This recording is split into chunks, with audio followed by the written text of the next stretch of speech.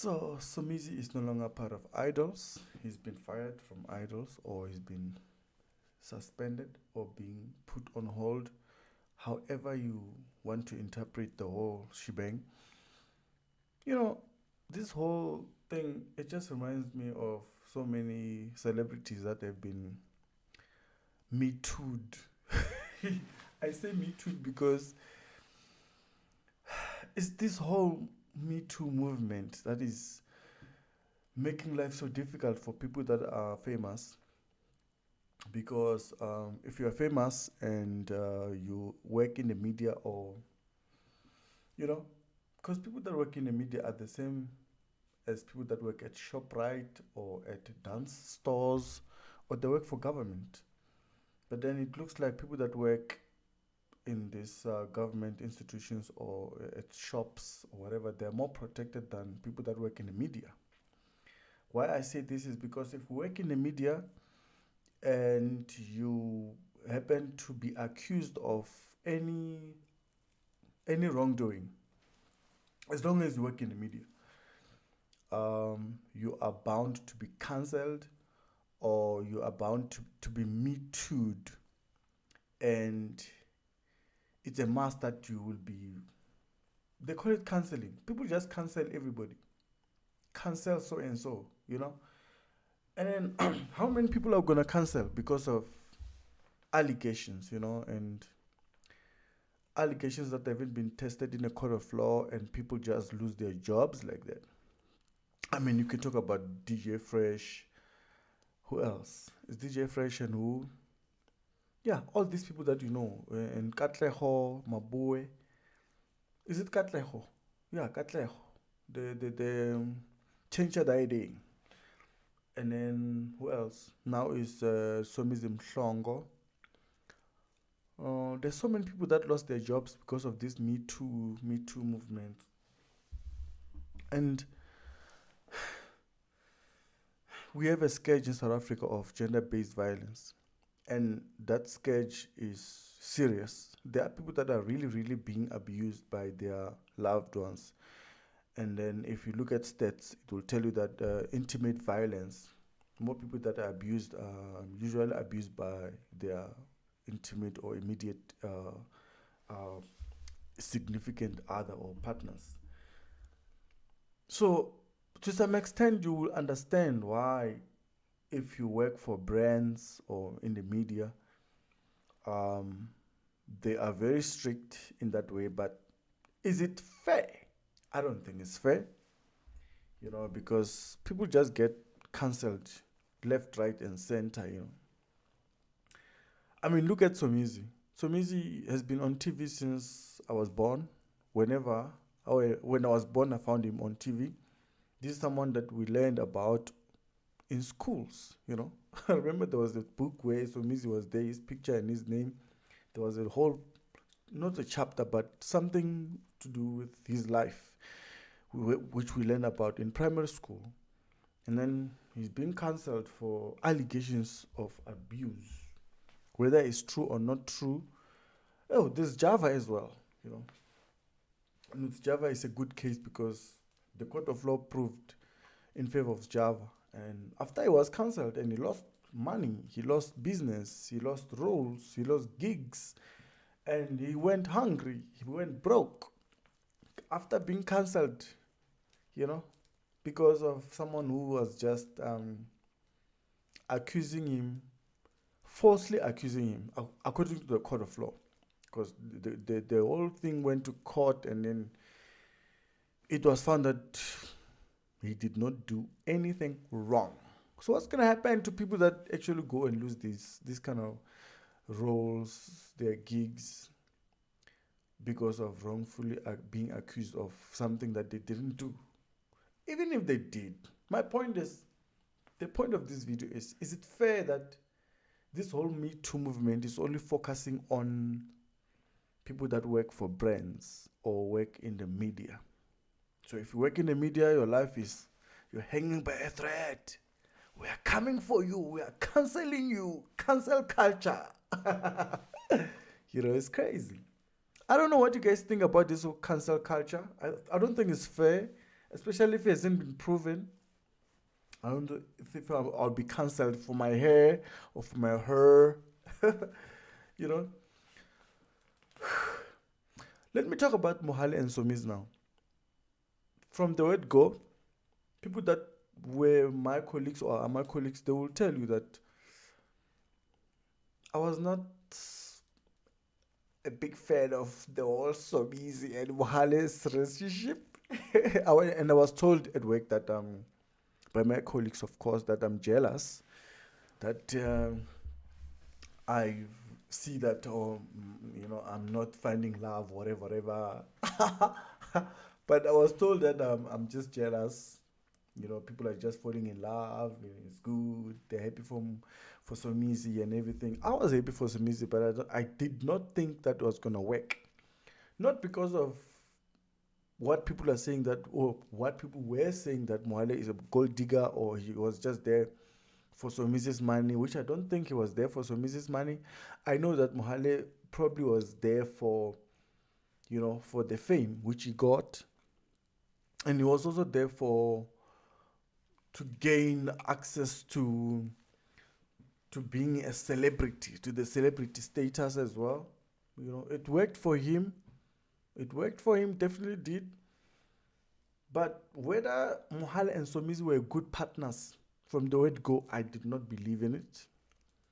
I was not against it, but I was just not convinced. Because, if you look at Somizi, if you look at Mohale, they're the same people. Same people. So, but I just feel it's unfair that Somizi is being cancelled for something that hasn't been proven, especially in the court of law. Because I'm hearing that I think they're going to go to court or something. This whole thing is going to end up in the court of law. So Mrs. Lawyers are taking care of it, I'm not sure if it's a good way to resolve whatever. Because people that work in government institutions, for example, who are not musicians or who are not media personalities, they are always involved in domestic violence. Are they fired from their jobs? That is the main point of this video. That people that work for brands or in the media are more prone to being fired for being accused, just an accusation that so and so used to abuse me or whatever, but then there's no proof. Should we not wait for the court of law to decide first and then people can take action? But because people have brands to protect, so you understand why brands will act immediately and sort of find you guilty before you are found guilty by the court of law. So in this case, for example, Somizi is being found and is being tried by the media and being found guilty by brands and the media and society before this whole thing goes to court. So obviously already people are finding Somizi guilty and is being fired. But knowing Somizi has been on TV, he's been around, man, in the entertainment industry for so long. So he's someone that is very experienced. So he will definitely bounce back. I know he's going to bounce back. It's not the end of Somizi. It can be the end of Somizi. Is it the end of Mohale? Yes, I think in the next... I give Mohale a year or a year and a half for him to be relevant. Because right now he's still relevant. Probably he's still going to score gigs or still going to continue with whatever he's doing. But I don't think he's someone that can survive the entertainment industry. But Somizi can. He has done so many times. So Somizi is someone that I know that is going to bounce back. The reason is people love Somizi. Let's be honest. People do love Somizi. I know that Somizi is someone that people, usually because he's an openly gay South African celebrity, most people may hate gays or the whole homosexuality thing, but they still love Somizi. You find the most homophobic people loving Somizi. So you cannot get rid of someone like that. He's just loved everywhere. People love Somizi. You can't get rid of it. You can get rid of him for a few months, but he's going to bounce back, of course.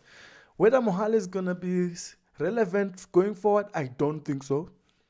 I don't think Mohale is going to be relevant. I mean, come on. He's not, I mean, that, I don't know what he does. You guys, people, tell me what he does. I wasn't there in the relationship, whether it was genuine, but I know that Somizi loved Mohale. But whether Mohale loved Somizi, that's another debate, guys. I was not convinced. Everybody was not convinced. So, we will see. Maybe he did, maybe he did not. We don't know. But I had my own doubts. And I just feel it's unfair. I mean, so many people do engage in domestic violence. I'm not saying domestic violence is good and we must normalize it. No, it should be tackled. You know, it should be tackled well and viciously so, because it's destroying so many people, so many lives. How many people are abused by their spouses? Financial abuse, economic abuse, emotional abuse, without being physical, of course. I know women are always reporting emotional and physical abuse, but how many men out there who are dating women, of course, heterosexual partners, who have been abused, who endured abuse, which is not physical? And does that count in the Me Too movement, you know? I don't think so, which is quite a problem. The fact that it doesn't count, it should count. If the Me Too movement is that bold and is that it has teeth, it bites, then it should count on economic abuse, financial abuse that men face or endure, emotional abuse that men also face and endure from their spouses, from their wives.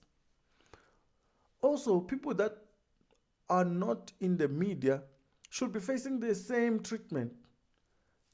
We should, I mean, how many, even the people that probably wrote the letter or fired Somizi or whoever who has been fired, DJ Fresh and all these people, Jav and everyone, those people might themselves have been perpetrators of violence in their own circles. But then they had guts to fire someone else who is accused of the same. But because we don't know about them, because they're not in the limelight, how unfair is this movement? How unfair life can be sometimes, that someone that have been doing it worse and works in a government department or works in a whatever cannot face the same music as people that are working in the media. It's quite unfair, right? Double standards. The Me Too movement is full of double standards. So, I don't know, guys, what do you think? Do you think it's fair that Somizi and all these people that have been accused of violence in their relationships, like in their marital surroundings, are facing all these cancellations? Is it fair? Why are people that work in the department of whatever, people who are working in government or corporate, but they're not in the media, their faces, we don't see them on TV or hear them on radio, they're not cancelled, but they're doing maybe worse than the people that have been cancelled so far? Is it fair? I don't think it's fair. You guys will tell me down below. So do comment, leave your comment. If you like the video, give it a thumbs up. Yes, give it a thumbs up. Guys, whatever it is, give it a thumbs up or thumbs down if you don't like it. And then do comment. You can curse. I think I've enjoyed a lot of curses so far. So I think I'm ready for anything. You can curse me, you can bite me, kill me, do anything you want. Okay, guys, thank you very much. My name is Lekere Ekasdorsk. Salute, Mingatitimeli.